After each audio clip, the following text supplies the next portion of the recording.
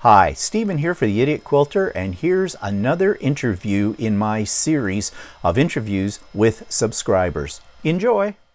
Hi, everybody. It's Stephen here for the Idiot Quilter Presents, and today we have a special guest, and her name is Amy. And Amy, where in general are you located? Well, I am outside of the Hamilton, Toronto area, and yeah, Yeah. so Okay. So metropolitan Toronto, Hamilton. okay. So Yeah. you're in and around the same area that I come from as well, because I'm also in Ontario. So that's great. Now I'm just going to I just want to switch my view over here a bit. There we go. And okay. So I want to have you center stage. Okay. Oh, So thank my you. first question for you is, I know you're a sewer, but do you sew and quilt or just sew? I sew and quilt. I am one of those people who, when I see a project, I want to do it, but then I have a million projects I want to do, and I just don't have the time in the day. But I usually do quilts for special occasions. So, like when my brother got married, I made a quilt for him and his new wife, and I make baby quilts for people when they're having babies, but generally I don't quilt on the regular. However, I do have all sorts of fun quilting materials and jelly rolls and charm packs and things that I just couldn't pass up that I have. So when it does strike my fancy, I have it here. Got the stuff there. Okay, great. So, how did you get started in sewing? Has this been something you've been doing since you were a little girl, or is it recent, or something in between? Absolutely. Since I was a little girl, my mom taught me when I was about 10.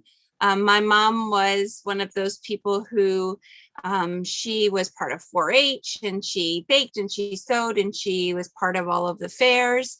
And as the oldest girl in the family, my grandmother didn't sew. So my mother used to make clothing for the younger children out of her old clothing. And then when I was about 10, I was figure skating a lot. And my mom says, well, you should really learn how to sew, because we were making my skating outfits and we were making my practice outfits and all the little skirts and everything. And it was awesome because she does not use a pattern at all. And I would show her a picture of something like my grade 8 grad dress was out of Vogue, and she just copied it. Or because I was a figure skater, I was very tall and very skinny. And I found a dress that I wanted for my grade 12 prom and couldn't get it because I was like a 00 before there was such a thing as a 00. And so my mom went to the store, she took a look at the dress, and I got home that night and the dress was made on my bed. Wow. And she still has that dress. So Geez. yeah. So obviously you did not come by this in a vacuum. No, no. And just watching her, really, I just learned by watching and by doing. And I'm about to answer one of your other questions, but That's okay. I'll let you ask the next question. Okay. So, did anyone else in your family influence you? Not really. It was strictly my mom and my children now. Some of the things that I do is I do costumes for community theater, and that's because my children are involved in the community theater. So I just, they're going to theater, I might as well come with them and do the costumes. And Right. and when my eldest son started getting the leads, I was like, I'm definitely doing this because I get to like make sure that the show looks fantastic. So that's Oh, one of my okay. favorite things. Yeah. So that's very interesting, making the costumes and everything. And I think that would be, now when you make the costumes, you're doing that without a pattern, I would assume. Mostly. Yeah. That's Mostly, yes. that's amazing. Yeah. That you can just go off and see something. I guess again, you inherited that from your mother, I think. Yes. There's Okay. always a Oh, yeah. basis, right? So like there's always a basic sloper that I would use to make something, or I would hack a pattern, or I would just make it work because So, it's theater, it's 40 feet away, it doesn't matter what it looks oh, like really up true. close. But I'm a perfectionist sewer Yeah. too, so like costumes are top stitched when they don't need to be. I really need to learn how to save time, but I don't yet. So all the costumes that you make for these theatrical productions, are they then all kept by the theater and kept in storage to be used? Or I suppose you could alter them for different things and having to make it right from scratch again if something was close enough. yeah, so I do costumes for the school plays also, and the community theater, and they do keep the costumes. The community theater will actually rent them to other theater companies. So you do know that they end up going out. And at school, because up until now, I've been really the only person and my students that do the sewing for the shows. So we just can take old stuff and make it work for a new production. So That's good. So basically, then you can do lots of alterations as well. Now, as a sewer, do you get, when people find out that you can sew, do they come to you asking you for alterations? yes, I've heard that. it's probably one of the biggest pet peeves is, oh, you can hem my curtains. Oh, you can do this. Oh, you can do that. And it's like, yes, but I don't do that, Yeah, and yeah, I am a yes person, so I have a problem saying no. right. But I have gotten myself to the point where I am only saying yes to my favorite people. Yeah, Or if somebody has a custom project that I think is interesting that I would like to be a part of, then I'll say yes to custom projects. I just finished one today for a family that we know that through sports locally, and he was creating an indoor golf simulator and oh, theater in the garage right. over COVID. And so I made giant 12-foot movie theater pinch pleats on either side and across the top. Wow. So it's really beautiful. And I normally wouldn't take something like that on, but it intrigued me, I Yeah. suppose. Yeah. Yeah. So, well, there's nothing wrong with taking on projects that intrigue you. And so that brings me to my next question. And so what is your favorite, or do you have a favorite creation? Yeah, some of my costumes are like my very favorite things. If I made for Little Mermaid, I made everything from scratch. It was a Little Mermaid Junior, and I made the seagulls. So I forget what his name is, but the seagull in Little Mermaid. Right. I know what you And mean, but I don't know what he's called. yeah, Yeah. I forget his name. And I made it out of I made his out of a very fine, almost feather-like fabric that I got in Hamilton from Anne's Fabric. And I made all of his little seagull friends. They aren't as prim and proper as he is. So I made all of theirs out of torn shears. So Oh, every feather was a piece. And so they were just these fantastic looking seagulls, and he looked all prim and proper and they had looked a little shaggy.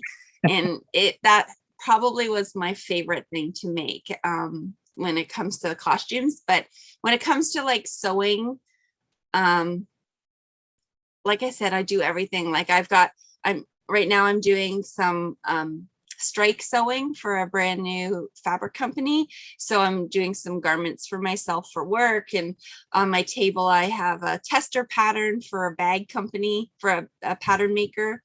So making a purse. So like I have my hands in all sorts of things. So and so you mentioned that you have a job too. So you don't do this full time.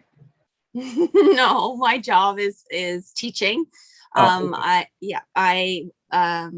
I'm actually an English teacher by trade. I'm the head of English at my school. But I about have to laugh at that. Sorry to interrupt you, because I'm a retired high school English teacher and I was the head of the department too. So we have that's something in right. common there. But That's anyway, right. sorry to interrupt you, but That's carry on. okay. And about 8 years ago, they came to me and asked me if I would like to start a sewing program at the school to accompany the performing arts program that we were getting.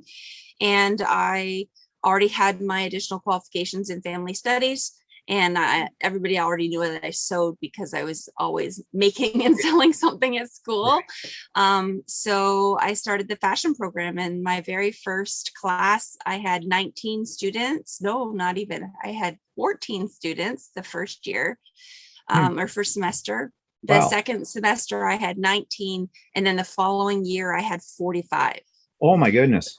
So over 2 semesters, 2 classes over 2 semesters. And so now I generally sit with anywhere between 44 and 54 students in a year. Wow, that's great, because from what I've heard from the teachers in my area, where the schools I worked in, those programs are kind of running dry. The kids don't seem to be as interested as they once were in all of that. So and maybe because you're tied in with performing arts too, maybe that appeals to a different type of student, a more creative kind of individual. But it sounds great.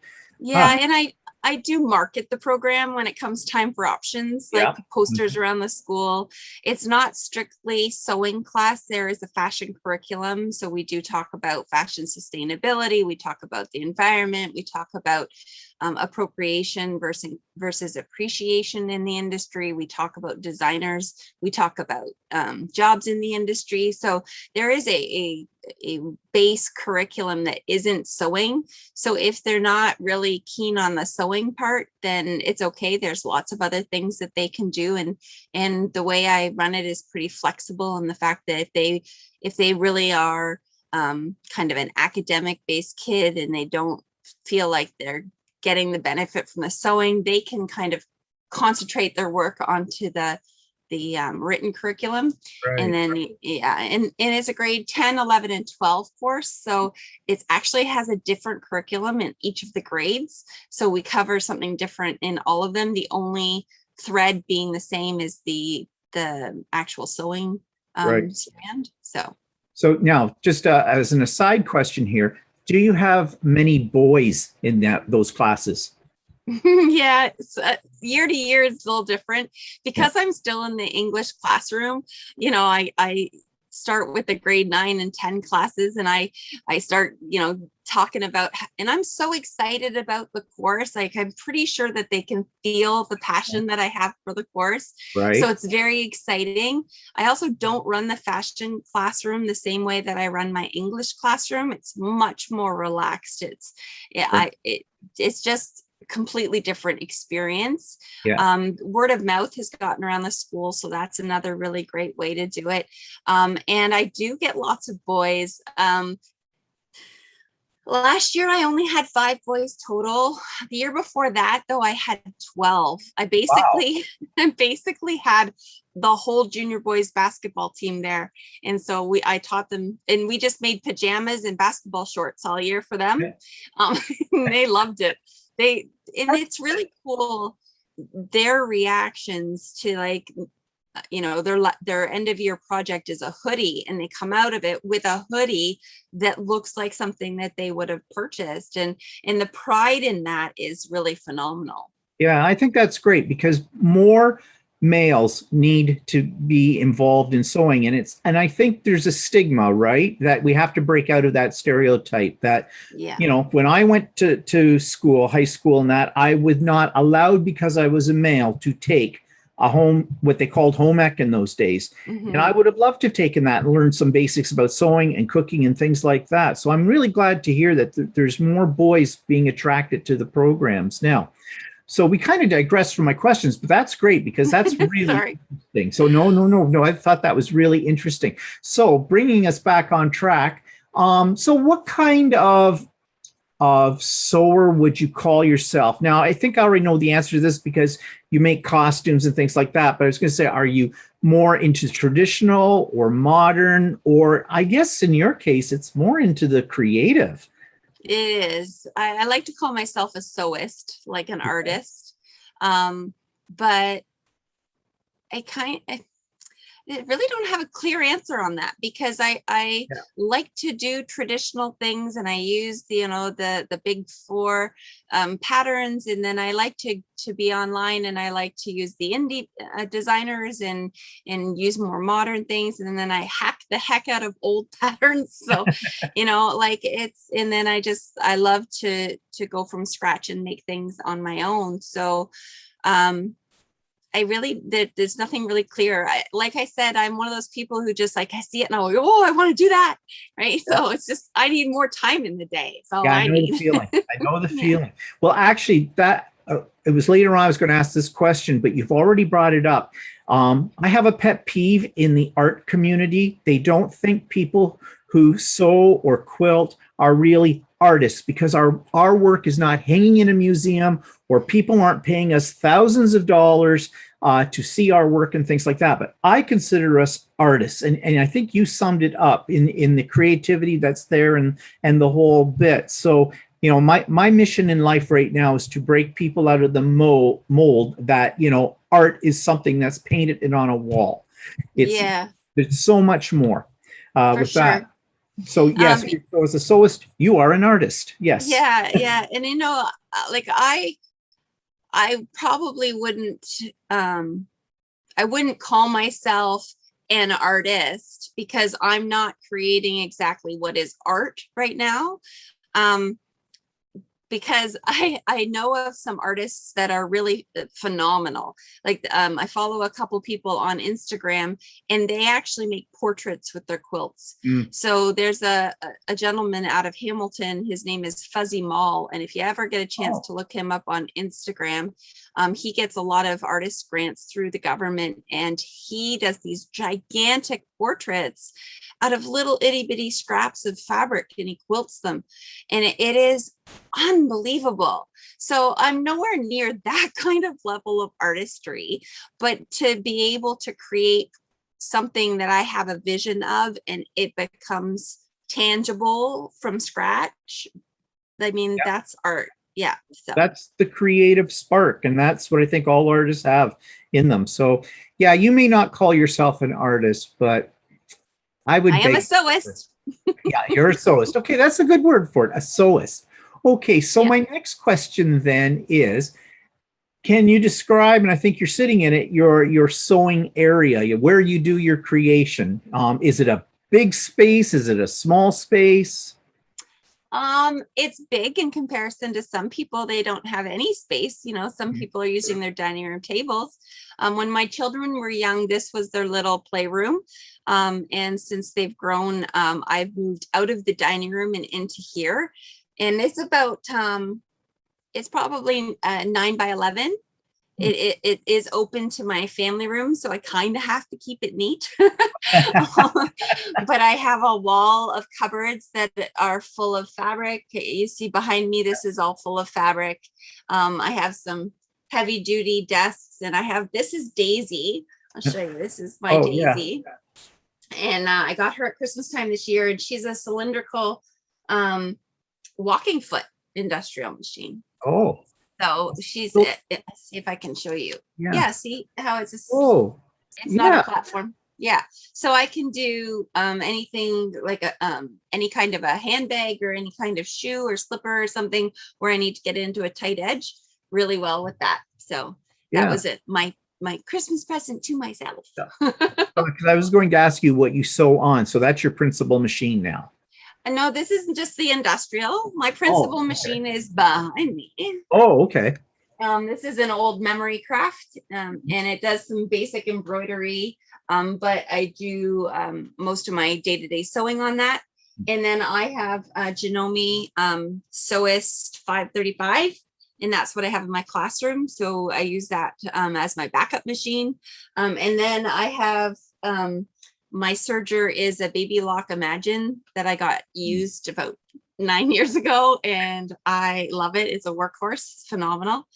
And I just got my hands on a Baby Lock cover stitch, and I am just starting to play with that. So.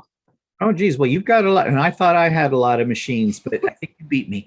So, okay. So speaking of machines and stuff, what's your favorite tool or technique? Go. So my favorite tool, if you ask my students, they'll tell you it's my seam ripper. I tell the kids that the seam ripper is going to be your best friend it's going to be holding your hand the whole time that you're sewing. So I've always gotten really good ergonomic seam rippers, because I do tear out a lot of seams because I am making things from scratch. But as of late, I've been making a lot of purses and wallets. And so I am attached to my washout double-sided tape is like my favorite thing right now. And I didn't even really know that it existed before. And Right. so I don't know where I picked it up. I do know where I picked it up. One of the ladies that I do, one of the handbag designers that I use, she had a video and she was doing zippers and she was using the double-sided tape. And I'm like, that's brilliant. Like, I can't believe I, for years, struggled with the zipper moving and sliding. So Yeah, it is I didn't know definitely a about favorite. that either. So this is something new for me as well. Of Yeah, course, I my have it everywhere. Like I have it hanging up. There's like 6 rolls there. There's like 4 rolls just in case. There's like another roll right by my light. Like I always have it handy. Okay, well, I'll have to look for some of that too, because I could see some use. Well, I make some bags too myself as well. So yeah, that'd be great with the zippers. Yes. Okay, so if you had all the money in the world, is there a Mhm. piece of equipment you'd like to invest in? My problem is I would say yes, but then I would never use it. Oh, I would love to have my own long arm. ah, I have a girlfriend who has one, and I hire her out to do all of my tops for me, or to put everything together for me. And it saves so much time. The very first quilt that I did was the one for my brother. Well, I mean, besides a lap quilt, the first full size was the one I did for my brother 20 some odd years ago. And I did that one by hand, and it no. nearly destroyed me. It's why I didn't do another one for a long, long time. And so now I just make the toppers, and my girlfriend puts them on her long arm. But I don't have the space for one, Yeah. and and B, I probably wouldn't use it very often, so it would be kind of a waste. But I am also enthralled by those multi-needle embroidery machines. Yeah. Yeah, they're phenomenal. But again, like, because I'm not a niche sewer. Like I don't sew just one type of thing. Right. I wouldn't find the time to use anything like that. Yeah. So Yeah, I can see that. Yeah, a long arm is on my list of things too, but only two things stopping me: space and the cost. right. But, in fact, I could get over the space part. You can Cost find part. space. Yeah, I could find space. Yeah, if someone Yeah. wants to give me a long arm with a computer thing on it, because Yes. I'm into machines and I would love to have it with the computer part to it. For But anyway, sure. we can dream. Yeah. So, speaking of all this kind of stuff, what's your favorite store or stores online or brick and mortar that you go to all the time?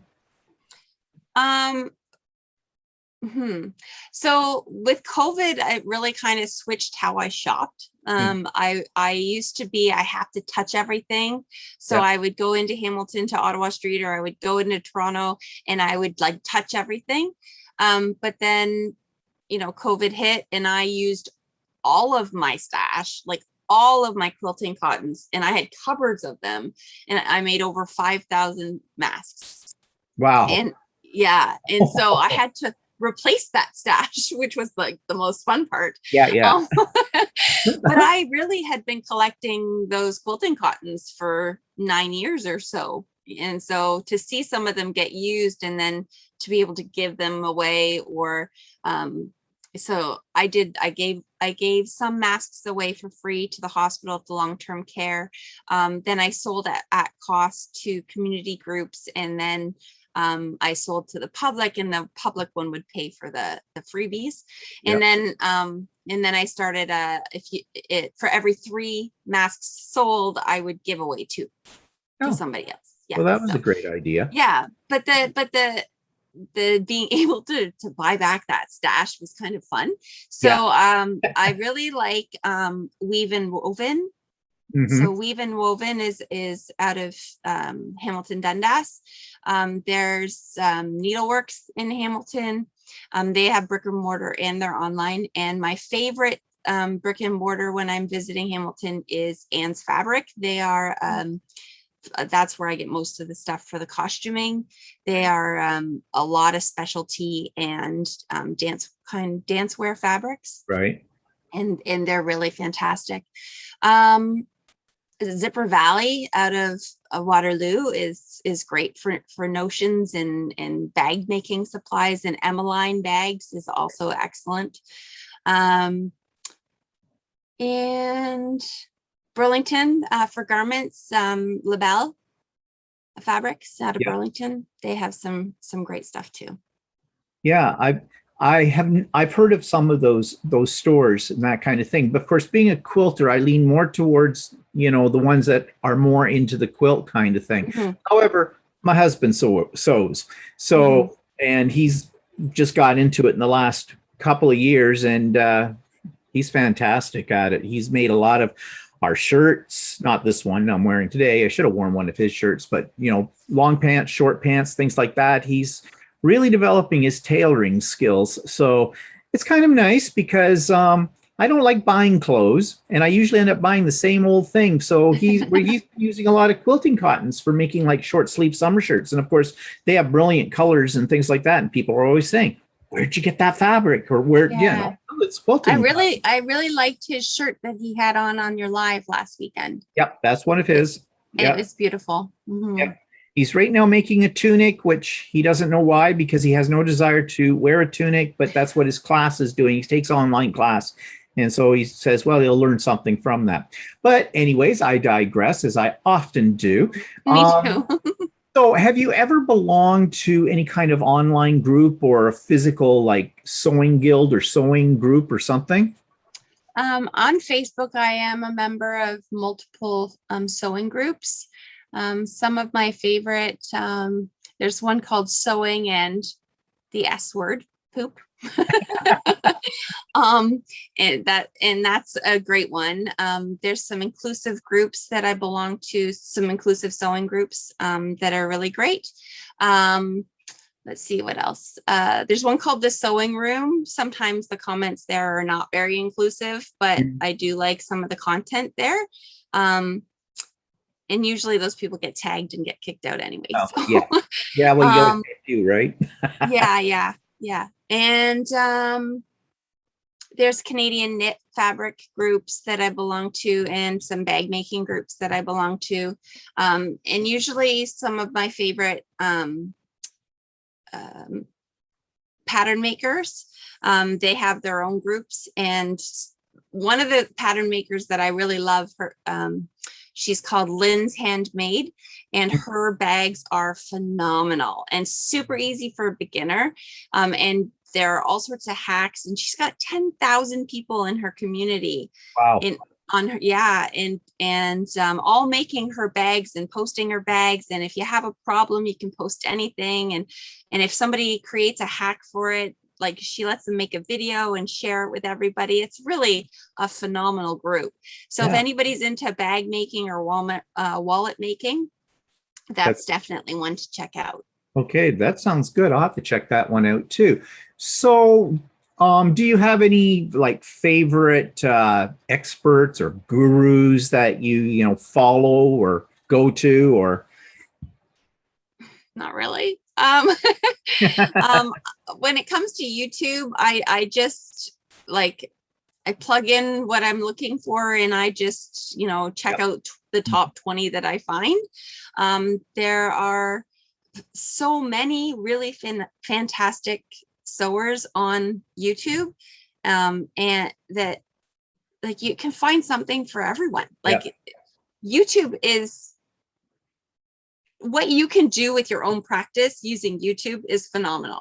Yeah. And speaking of YouTube, you have a YouTube channel, and I'm just going to switch screens here so everybody can see this. And I will be putting the link for it in the show notes with this. I'll go up here and share, and you should be able to see that now on your screen.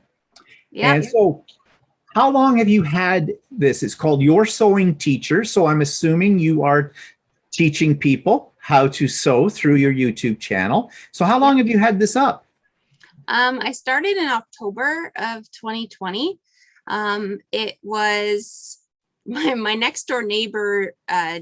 I was talking about wanting to do this, and I was trying to find easier ways to do the remote sewing with my students, because I had already we got locked down in Ontario, and I had already sent sewing machines home with the kids that didn't have them. I sent fabric, and I sent notions and patterns, and I sent everything home. And then I realized that I was going to try to teach them through MS Teams how to sew. And I didn't think that that was going to be very efficient, because, you know, one person needs me to go slower and one person needs to go faster. And so it really wasn't very conducive to teaching somebody how to sew. So I was, you know, talking about my issues at a distance with my neighbor. Yeah. And she said, well, why don't you try YouTube? Because then you could put videos up and they could sew along with you, and they can stop and start and do whatever they need to do. So the next week I posted a video, and I have posted a video every single week except for 1 week since October. Wow. And I've seen you've got over almost 8,000 subscribers already. That's phenomenal for someone who just started this less than a year ago. Really? Yeah. I had a couple videos kind of go a little viral. I don't really call it viral, because they didn't go like, my kids have all these people they watch on YouTube, and a viral video is like 7 million. Yeah. So I don't really consider it to be viral, but my kids do tell me that is viral when you have, you know, 130,000 views on a video. So I did have a couple videos that went, one went over 140. I have a couple that are over 50,000. I have a couple over 30,000, and then I have quite a few that are over 1,000 and 2,000. So my kids tell me that, and of course I don't know anything about YouTube, right? So my own children are the ones that are, you know, kind of telling me how this goes. And I don't really understand the algorithm as to why those things got caught up and got pushed out to more people. But I have lots of information in my head. You know, as people and as sewists, we don't really know what we don't know. So it's always fun to go on YouTube and find out what you don't know. Yes, because there's always something. Yep. Yeah. So those videos that I have where I talk about sewing hacks and I talk about saving money, these are just things that I have to do because I don't have a budget in my classroom, really. Right. You know, the budget for my class is very small. I could buy a couple spools of thread per student per semester with the budget. And so I have to be very creative in how I save money and how I get things. And actually one of the videos I did was a donation haul. One of the things that I do have is I have a fantastic principal who is behind me and allowing me to go out in the public and pick up things. So I often drive to big cities and I'll do a pickup in Toronto, or I'll do a pickup in Hamilton, or I'll do a pickup in London and Waterloo, of people who no longer can sew or are looking to downsize their sewing rooms, or they, you know, moving out to long-term care, and the families call me and say they don't want to get rid of it to anybody but to you, because they know that you and your students will use it. And it's so heartwarming. Yeah. It's a privilege that they are thinking of my students who really need this, because part of our board equity policy is that we don't ask for money. So in my day, if you wanted to sew something, you went to the fabric store and you got your pattern and your fabrics and your notions and you made that, but we don't do that anymore. But I want my students to be able to leave the end of the semester with like 5 projects done, with things they can take home and keep forever, you know? And so in order to do that, I need to be able to stock my storeroom. So donations is how I do that, or by saving money. And that's where those videos come in handy, where I talk about, you know, dollar store hacks for sewing and tips and tricks for saving money. So. Yeah, well, that's, as you were talking about your YouTube channel, I was scrolling through them so people can see there is a vast variety of videos on there. So, you know, I consider that a really a great source of information that you're providing. So yeah, when you have some viral videos, you should be very proud of those because Thank obviously you. people think what you have to show them is of value. So always think of it in that way. So do you have any challenges or goals for the future in terms of any projects you might like to do? Well, my long term, so if I'm looking at long term, because I was off with my children when they were young, I didn't teach in that period of time. I won't retire from teaching until I'm 61. Mm, So I am using this opportunity from now until 61 to get myself ready for my second career. right. So my second career is still going to be teaching, Yeah. obviously. This YouTube channel is hopefully part of that, and doing the costumes for the community. Like those are the things that I would like to do as my second career. And for my short term, it's always, like right now I'm getting ready for an outdoor market on the 11th of September. So I've got lots of sewing to do, but I've also been injured. So I Mm, haven't done a lot of sewing this summer. So I would like to not continue to be injured. So right. that's a short-term goal, so. Well, you say you're going to be retiring at 61. So what? You still got about 30 years in the profession, don't you? Yeah, right. Tell you Thank one you. I thing. appreciate that. You'll love retirement. I love teaching. I taught for 31 years myself, but I retired a little, but I went into teaching right after I got my degrees out of university, right? So I retired at Yeah. 55, and it's hard to believe that I've been retired for almost 10 years now, and it's Wow. gone like a blink. And you want to know something? I love teaching, but I love being retired even more because I I'm gonna don't have say to mark essays. oh yeah. Well, that's why I like the fashion class, because it, Yeah. it it limits how many essays I have to mark, right? Yeah, exactly. But I was gonna say you look fantastic. I would never say you've been retired for 10 years. Oh, thank you. My plastic surgeon thanks you too. So I think for my last question is, do you have any advice for anybody who wants to get started into sewing or quilting or anything? Yeah, take it easy, take it slow, and know that every mistake that you make is learning. So it's when you get frustrated and when you get upset with yourself, but it's kind of like, somebody who puts on skates for the first time and they go skating and they expect that they should be able to do it like Yeah. a professional, because that's the ways they see it. It's the same with sewing. You just take your time and you learn. YouTube is a great source. The other thing is I always say to my students is let's do it twice. So we're gonna make this thing right now. And then as soon as you finish the first one, we're going to choose more fabric and we're going to make a second one right away. And so I find that when they pick up that pattern and they do it the second time, or they pick up that item if they're making a zippered pouch or something, and they make the second one, they remember the mistakes they made the first time and they correct them immediately. And it actually, I say to them, okay, this zipper pouch is going to take you about 75 minutes the first time. When we do it the second time, it's going to take you 30 minutes. Yeah. And when you do it a third time, it's going to take you 25 minutes. And it's going to take you 20 minutes. And then you're going to be like, I want to make 10 of these at once. So then you're going to batch sew them. Yeah. And then I teach them how to batch sew. Yeah. No, I think that's a really good piece of advice, though, to be basically persistent and don't think you're going to get a perfect thing the first time you do it. It's practice, like in anything, it's practice. Yeah. So is there anything that you would like to, before I say goodbye, and thank you for this great interview, anything you'd like pass, some final words or anything? Putting you on the spot here. Yeah. One of the things that I'd like to remind people is that we sew because we love sewing, and we sew because we love the environment.